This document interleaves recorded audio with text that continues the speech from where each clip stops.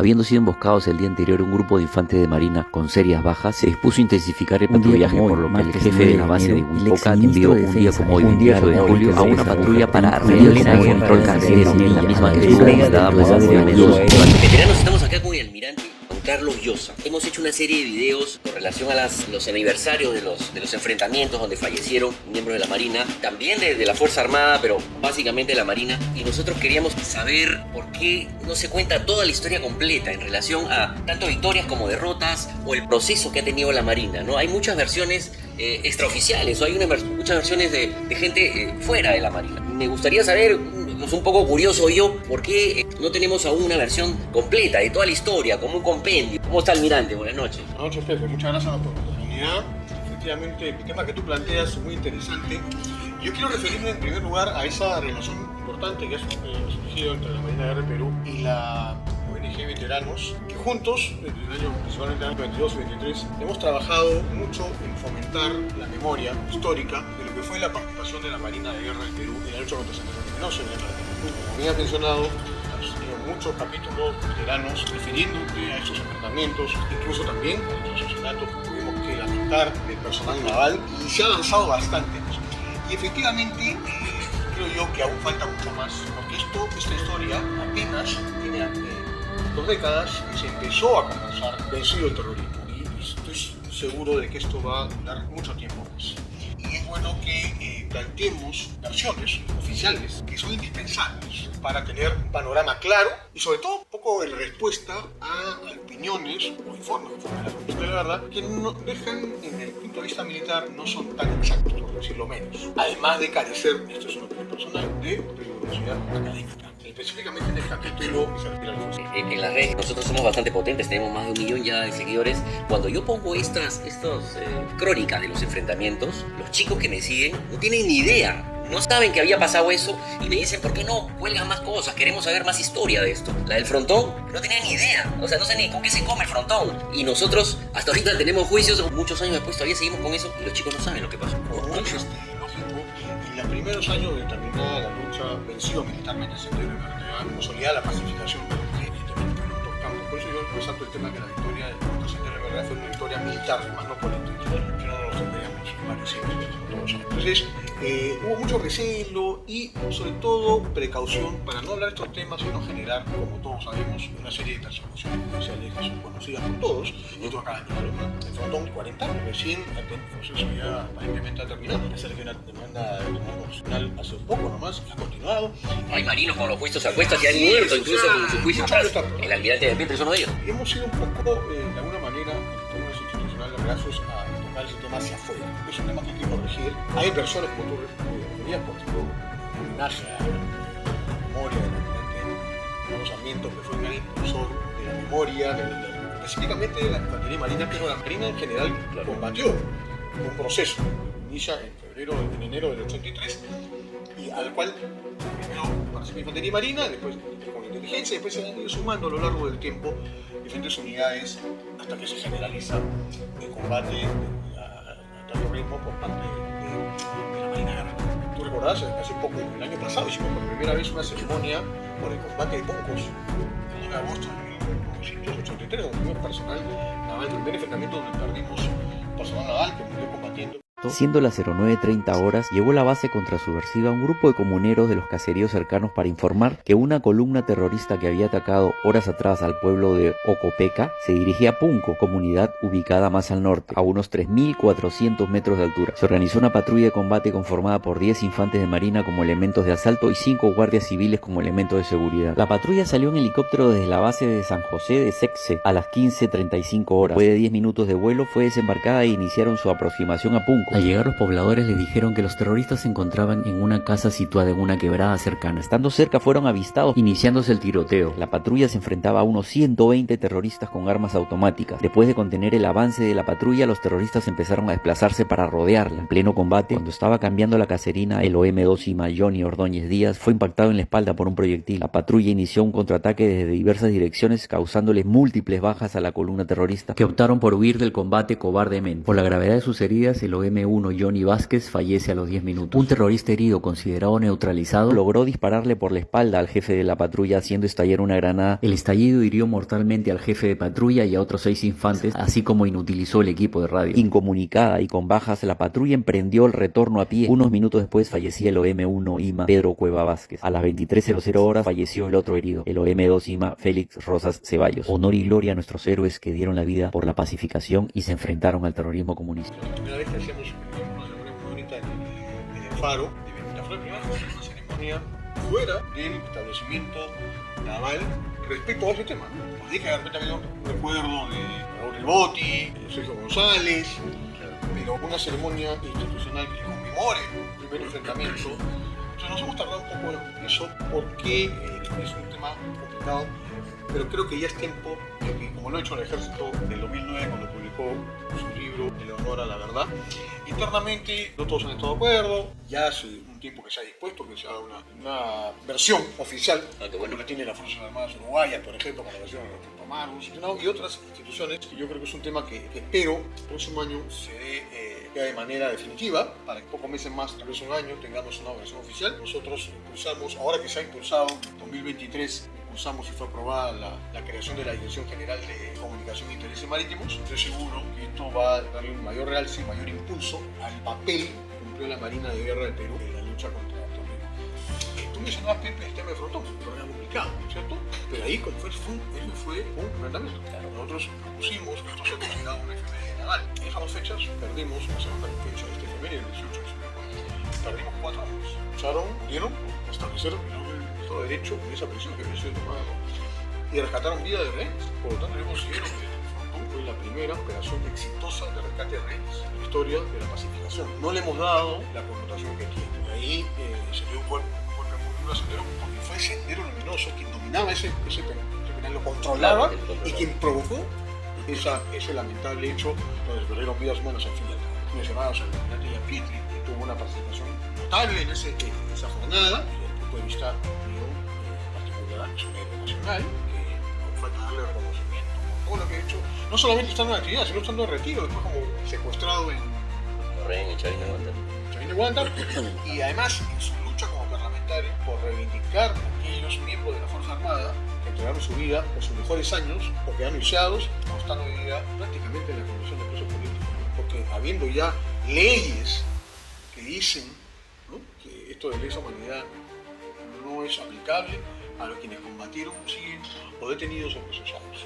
Entonces, el almirante Yapitre se merece, desde el punto de vista de la Marina, sin duda alguna es un héroe nacional y en su momento tendrá que ser reconocido. Yo pienso que la Marina lo reconocemos como tal y es importante que se sepa que fue un actor principal en esa jornada donde, como repito, perdimos 4 miembros y otros quedaron heridos. O sea, digamos que esa es la primera victoria significativa que tuvimos nosotros en esa guerra. O sea, pero sin duda, por un alto costo para nosotros, por supuesto, pero se hizo lo que se tenía que hacer. Cuando yo a veces escucho que no hubo proporcionalidad entre los medios yo he escuchado hasta que dicen de que había una misilera que bombardeó el pabellón azul, o sea, que mandó un par de misiles, o sea, bueno, las leyendas urbanas aguantan cualquier cosa. Pero yo he estado ahí, pues, yo he visto a la gente morir a mi lado y no murió pues porque le cayeron piedritas con onda. Edilberto Jiménez Guardia, uno de los sargentos que era mi amigo, con el cual habíamos operado infinidad de veces, los dos que estaban a mi lado eran la gente con la cual uno normalmente pues, en este tipo de operaciones se va con la gente en la cual confía. Yo era el oficial, ellos eran 2 suboficiales y el resto era personal de tropa, de marinería, infantes. Quienes avanzamos somos nosotros 3 y nos sigue detrás el resto de la gente. Y esto lleva, Pepe, a tener que hablar de la consecuencia que nos obliga a los marinos en cualquier situación con esta acción que tuvo la Armada del Perú en los años 80.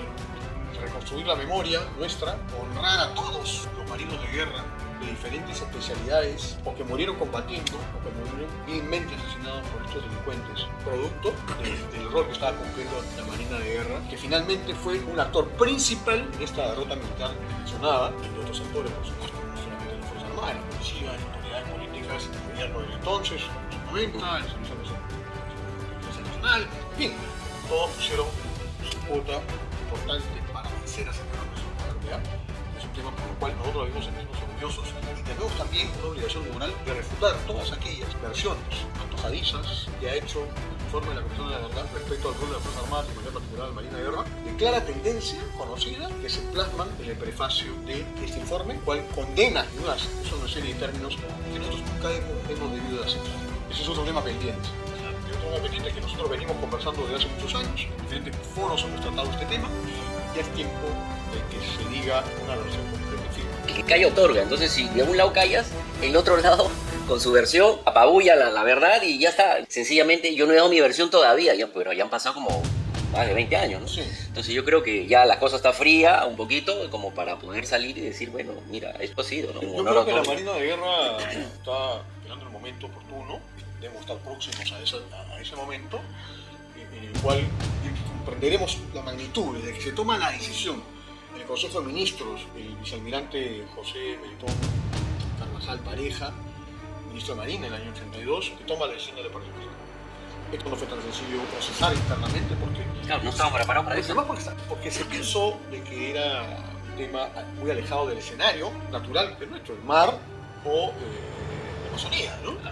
Y el altiplano, o sea, esto es la Sierra Central. Sin embargo, con una directiva del Comandante General de la Marina, en la que Ceballos Newton, se dispone el ingreso del personal de Ingeniería Marina e Inteligencia a Ayacucho, después se establece la Provincia de la Mar, y empezamos a trabajar en ese momento con la población. Esta derrota, Sendero, es una derrota que se da en las manos de la población, pero no fue un proceso fácil. Evidentemente el jefe político militar de la época, el general Roberto Clemente Noel, a quien también en un momento de la historia habrá de reivindicar, dar su lugar, un momento muy difícil de explicar. Esto no fue fácil, muy complejo, hay muchas críticas, pero yo siempre digo, ¿qué país ha tenido un éxito en una situación similar mejor que el nuestro? ¿Quién nos puede dar una lección? Yo hice otra cosa. Alguna vez hablaron del tema de los intereses de mi hermano, casos muy diferentes. Y además, movimientos subversivos se habían no con resultados muy felices los intereses de ese tipo de cosas. Nosotros habíamos tenido un episodio anterior, en el 65, había sido menos complejo derrotarlo, esto era una situación distinta, y hubo que conocer al enemigo. Y eso toma tiempo. Y eso toma tiempo, mediante la infiltración, mediante la inteligencia en la zona, pero que hay una cosa clara, y eso hay que dejarlo. Ya para el año 85-86, el ejército, también la marina, tenía claro quién era el enemigo, cuál era su organización. Había un documento en mis manos en el año 87, que es un manual,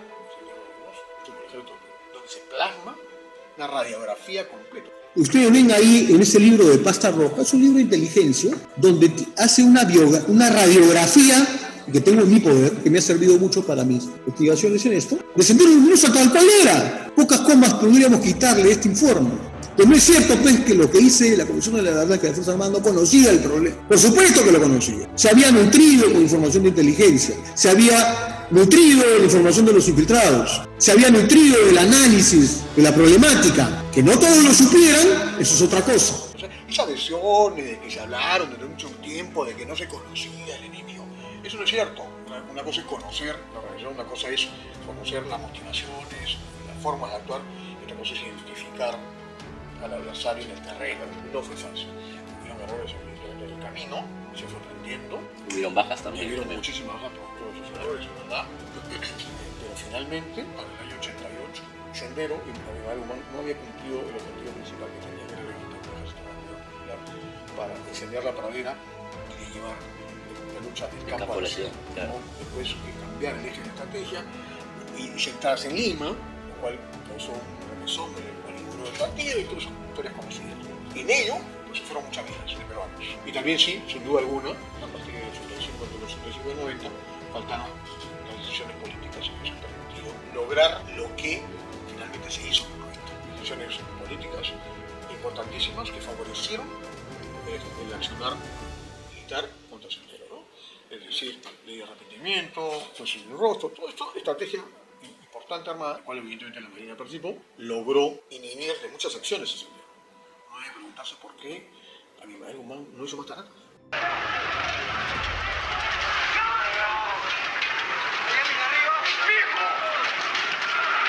Claro, fácil hubiera sido. Claro. Un par de coches como más. Porque se espantó, San Isidro. porque era tan malo, ¿no?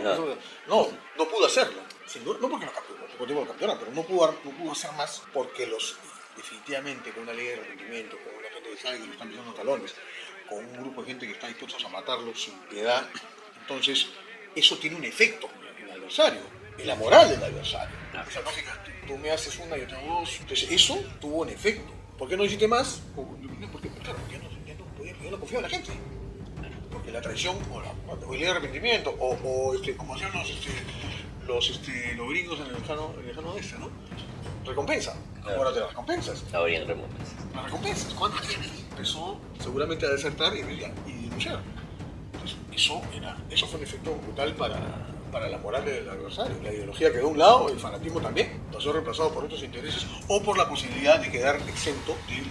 Es una historia interesante todo eso, ¿no? Históricamente, didácticamente, educativamente para los chicos, que sepan, que conozcan su historia, porque conocen un lado o les hacen conocer un lado y el otro es importante que se sepa también. Sin duda, hemos permitido, y eso es una culpa que hay que hacer, que los últimos 20 años o más, de manera ininterrumpida, hemos permitido, sin ser agresivos, una respuesta frente a versiones antojadizas que lo que han buscado durante mucho tiempo es desprestigiar el rol de las Fuerzas Armadas, está clarísimo. Que hay un divorcio entre la sociedad y sus Fuerzas Armadas que ya no las consideren suyas, sino como un ente externo y que cualquier cosa van contra ellos. No hay un respeto o un amor hacia sus Fuerzas Armadas, o se han encargado de que se baje ese respeto que había antes.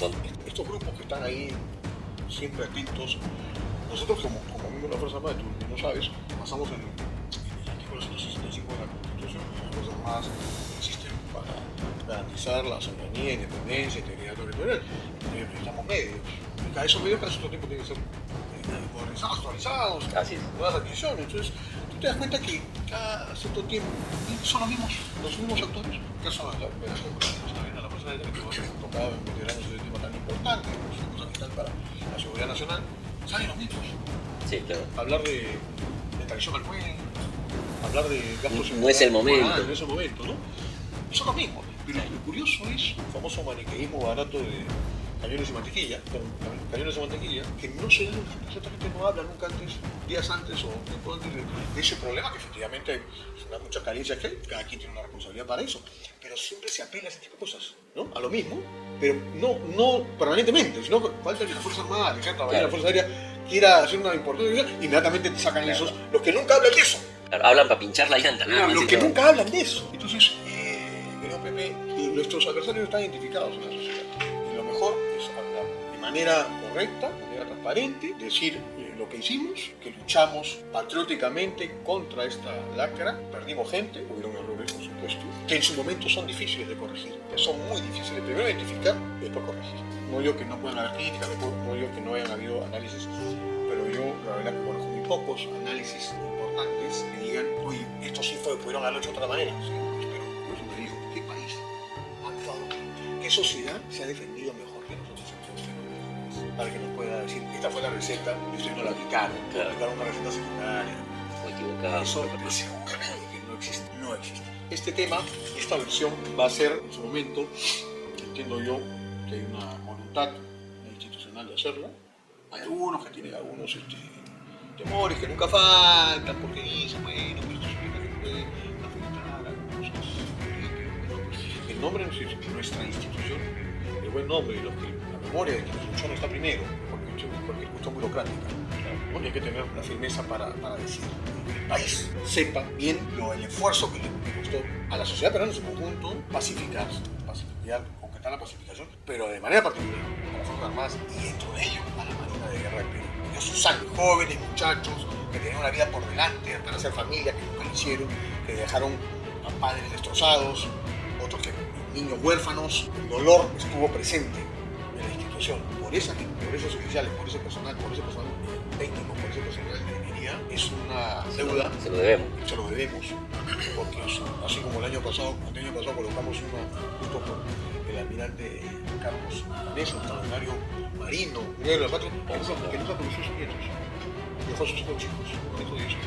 Entonces, eso es para mí fundamental, de que nosotros, como los marinos de guerra de Perú, lo recordemos permanentemente y hagamos que cada vez llegue a la sociedad y sepamos defender siempre el honor de nuestra institución, que en su momento sacó la espada y combatió a esta gente, como lo hizo en Angamos, como lo hizo en Guayaquil y en tantos sitios a lo largo de estos 200 años. Yo te agradezco la oportunidad, Pepe, para este tema, como siempre. Les deseo a veteranos continúen los éxitos, que incrementen ese 1 millón a 2, 3 millones de peruanos, que sepan más sobre la historia de su país, que reconozcan más a sus héroes, a los personajes cotidianos, a los personajes que nosotros mismos hemos conocido, Ya, cierto. y también, por supuesto, a las instituciones en otras circunstancias del tiempo. Estoy convencido de que Veteranos ha logrado ya un espacio importante que, de la mano también con la Marina de Guerra del Perú, va a seguir incrementando, porque la capacidad que tienes tú de veterano de llegada es enorme, y hay que unir esfuerzos para dar un mensaje importante. Porque la reconciliación del Perú jamás se va a dar si los principales actores no dicen su versión. Nosotros en realidad estamos abocados a esa tarea de que la sociedad reconozca a sus Fuerzas Armadas, que la quiera. Por eso son nuestros videos de todo tipo, de los más duros y tristes, como son las de los caídos, hasta en algunos casos más divertidos, entretenidos, pero siempre dando la idea de que nosotros hemos dado todo. El militar da todo siempre, ¿no? En algunos casos no regresaron del campo de batalla, en otros casos sí, discapacitados muchos. Le agradezco mucho al almirante, y ahí estamos nosotros para poner el hombro y ayudar pues a la Marina a comunicar estas cosas. Siempre es nuestra plataforma, que cada vez va creciendo, va a estar a disposición de ustedes, y bueno, con ese esfuerzo en común creo que vamos a lograr muchas cosas, ¿no? Así que, bueno, veteranos, nos vemos la próxima. Buenas noches, almirante, buenas noches.